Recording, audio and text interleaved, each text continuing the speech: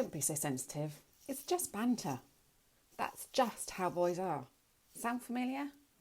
These aren't harmless throwaway comments. They're red flags your daughter has learnt to ignore just to stay safe. And today we're digging in why that has to change. So welcome to the Teen Whisperer, the podcast for mums or daughters aged 9 to 25 who are trying their best to figure out this whole, teenager thing without completely losing the plot. I'm Rach Friedley, and just like you, I'm a mum, so 100% get how you're feeling. So I help mums like you build stronger, more connected relationships with your daughter by understanding what's really going on beneath all those behaviours. You know the ones, the slam doors, the eye rolls and the screaming in your face moments. And as a mum, myself, as I just said, I get it. This stuff runs deep, so deep. And today's episode is a big one, as most of them are. And it might bring up anger. It might bring up guilt for you. It might even bring up memories you thought you'd left behind. But it's too important to look away from. We're asking, when did we start accepting that boys will be boys, in inverted commas? Even when that looks like sexual harassment, verbal humiliation or online stalking. And more importantly, how can you help your daughter not just survive these moments, but stay safe, regulated and in her power? We're going to talk about what's happening in her body and her brain when she's disrespected, why these experiences can lead to shutdown, people-pleasing or even self-blame, and how you can help her regulate and speak up using tools grounded in physiology and compassion.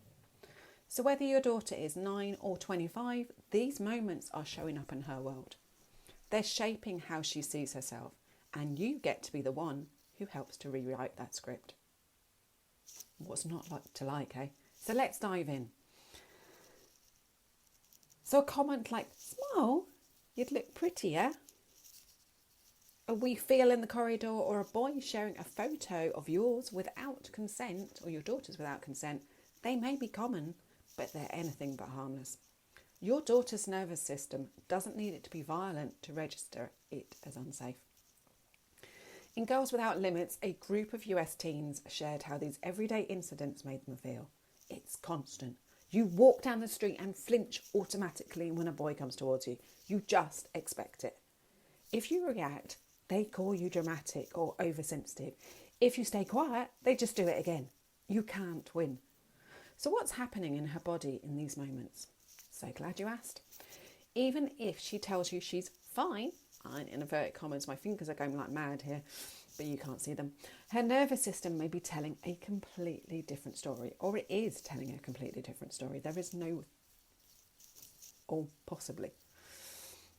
So the adrenaline kicks in. Her cortisol floods her system. So both of those are the fight or flight hormones, the stress hormones. Her heart races, her breathing goes shallow, so she only breathes from the very top of her lungs, meaning that she will go into a panic attack, and her brain flips into survival mode. Fight, flight, freeze or fawn. So she might laugh it off to smooth things over, or just to get rid of the embarrassment really. That's fawn, commonly known as people-pleasing. She may go silent, freeze. She may snap back, that's the fight. Or she may try to leave the situation, run away, that's the flight. This isn't drama, it's physiology. And here's the problem, it's not a one-off. These moments are stacked day after day in corridors, chats, comments, DMs, Snapchat is a big one. TikTok is another one. Nearly 80%, and yes, you heard that correctly, 80% of girls in UK secondary schools say they've experienced unwanted sexual comments at school. That tells you 20% haven't. 20% out of all those girls that are in secondary schools in the UK have not experienced this type of comment at school. That is insane. That's off the Richter scale as far as I'm concerned. But for some reason we seem to be normalising it. Don't get that one. So her nervous system starts to live in a state of high alert. And the female brain is wired to track emotional tone and to read the room. And she's constantly craving that connection with people. So even when it's negative connection, she will still want more, which I know sounds completely weird, and seriously off the charts, but that is how our brain is connected. So when the environment repeatedly tells her she's unsafe, she starts to internalise the message, there must be something wrong with me. And that's what chips away at her confidence. And if we want her to stand up for herself, to set boundaries, we can't just say, oh, next time speak up, because it's out of context. There is no reasoning behind it. Excuse me. It's just words. Her prefrontal cortex, as we've talked about before, the bit that does the organisation, the emotional regulation, her thinking, her reasoning brain, goes offline when she's dysregulated. So not only is it not fully developed, it just turns off. It's like turning off the Wi-Fi at home. You have no connection to that part of your brain. So when she doesn't speak up, it's not because she's failing, it's because she's in survival mode. And that's all she can do. And it's an unconscious decision. So let's zoom in a little. So what might this look like from the outside? So from you, as a mum, looking at your daughter, what is she going on? What's happening with her? So maybe she's brushing things off with her. It's fine. I'm used to it. Laughing at a crude comment in a group chat. Or coming home irritated or flat. And then going into a room and hiding. But insists nothing's happened. There's a moment in the film Adolescence where a girl pretends to be okay with her boyfriend's pushiness. She smiles. It's subtle, very, very subtle. But her eyes dart and her breathing changes. Her body knows what's happening, even if her mouth says otherwise, because she's scared. Your daughter may start changing how she dresses. She may avoid certain friends and become more secretive and stay in her room 24/7. You then find out that she's been the subject of boys' negative attention in her classroom. But she hasn't told anyone. Not because she wasn't hurt, but because she felt powerless, because nobody teaches her this stuff. Your daughter's body might be speaking for her before she even has the words. And as I've spoken about before, communication isn't just about words. Remember back to when your daughter was a baby? Did she have words? No. But did she communicate her needs? Yes, she did. Your daughter is just doing that right now in her teenage years. And if we rush in with judgment, fixing, or even overreaction, we can unintentionally teach her that speaking up isn't safe either. So before she can advocate for herself, she has to feel safe in her own body. That has to be her safety zone first. You can't just speak to her and speak about safety until she feels it in her body. That's not going to go in. That information will just stay there in the ether and will never ever go into her brain. So your job isn't to throw out those threats, call the school in a rage, even though we want to do it, or demand she open up. It's to co-regulate with her, to say without words sometimes, I'm here, I'm calm, I can hold this. So whether that's just sitting beside her, whether that's sitting in the space with her, whether that's sitting the other side of the door with her, just telling her you're there for her is way more important than trying to fix it for her. Because when she feels you can handle her truth, however messy or uncomfortable, she learns that she can do it too. She doesn't need interrogation. She needs your presence. So she needs you to be in that moment with her without distractions. Confidence isn't built in one big speech.